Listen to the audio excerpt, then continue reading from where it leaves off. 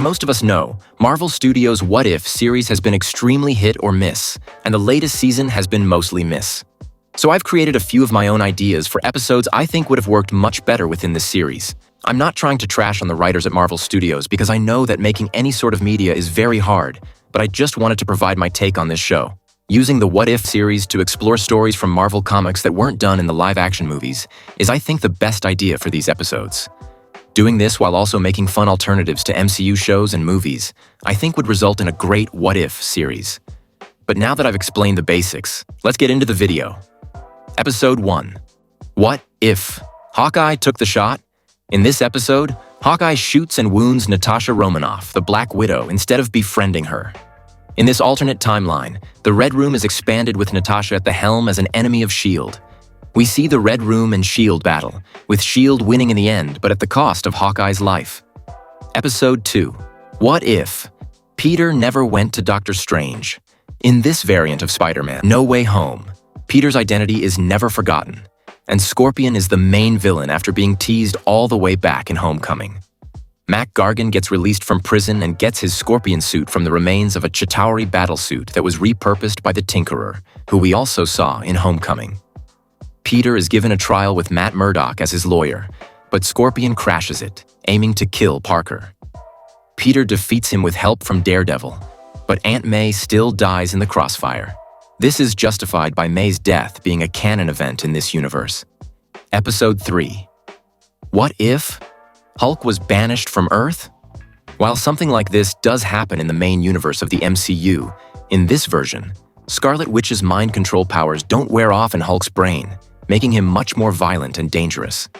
In this episode, S.H.I.E.L.D. banishes Hulk from Earth after he rampages in Avengers: Age of Ultron. He returns a year later and he tries to kill the Avengers in a World War Hulk type of story. Episode 4. What if the Eternals interfered? In this universe, the Eternals are able to defeat Thanos before he snaps away half of the universe.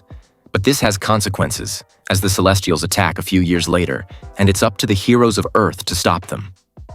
The Avengers come close to victory, but the Celestials end up overpowering them and destroying the planet.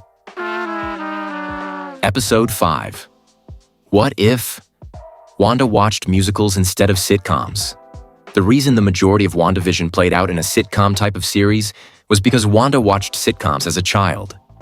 In this universe, she watched classic musicals instead, with the episode encapsulating the events of WandaVision into one big musical. Episode 6.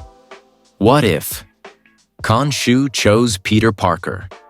In this universe, Peter Parker becomes Moon Knight, otherwise known as Eric Knight, after gaining his spider powers. Spidey has to face Khonshu's enemies while trying to balance his life as Peter Parker.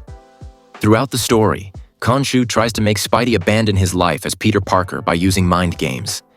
In the end, Peter severs his connection to Khonshu instead in a big battle taking place inside of his mind, choosing family and friends over his life as Moon Knight. Episode 7. What if Bucky was given the shield? In this episode, Bucky tries to take on the mantle of Captain America, fighting against the terrorist gang called the Serpent Society alongside Falcon.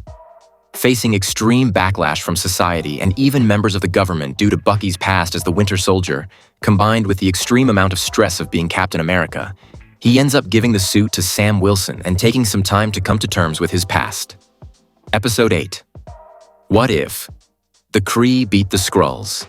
In the season finale, we explore what would have happened if Captain Marvel stayed with the Kree and helped them to exterminate the Skrulls. After doing this, they move on to invading Earth, and we see the Avengers assemble early with characters like Hank Pym as Ant-Man and T'Chaka as Black Panther like in episode 10 of the real show. Well, there's my rewrite for season 1 of Marvel Studios' What If TV series. If you enjoyed the video and want to see a season 2 of my pitch, drop a like and subscribe to be notified when new videos release. Thanks for watching, have a great rest of your day, and I'll see you next time on Dooze's Nerd Haven.